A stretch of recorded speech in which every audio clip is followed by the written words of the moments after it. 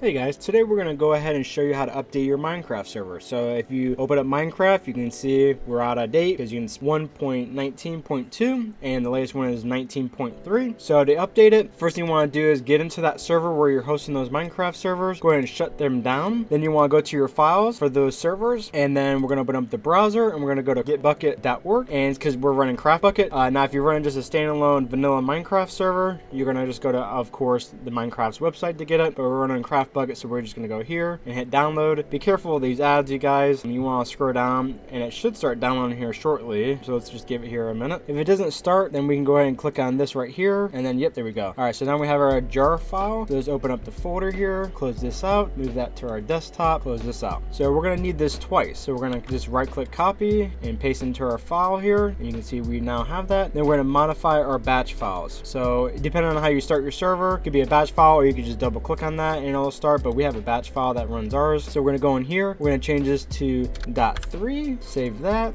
and then edit our second server, and then same thing here, that's 3. So it looks like we already modified the second one. So go here, hit edit, there we go, .3, save those batch files, and then of course make sure you got that .3 in there, and then go into our second server here, and we need to copy this into here, and that's as simple as it is. You just copy those new jar files in there, double click on those servers to start them back up, and we're going to relaunch our Minecraft here. As soon as these get done loading up, they gotta load all the plugins and libraries that we have set up, so I'll let this load here for just a second longer here. Alright, it took a little bit longer to load for me because I have a lot of plugins, but as soon as you see done, then you know you're good to go. So we're going to relaunch our Minecraft, hit refresh, and now we have everything green, which is perfect. Let's go ahead and join it to make sure it is working.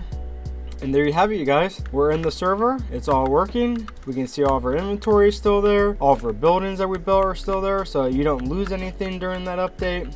I mean, it's a good idea to back it up just in case, but to be honest, you can always revert back to that other jar file. I hope this video was helpful, you guys. If you have any video ideas or anything you'd like for us to do, please leave them in the comments below this video, and I'll see you guys in the next one.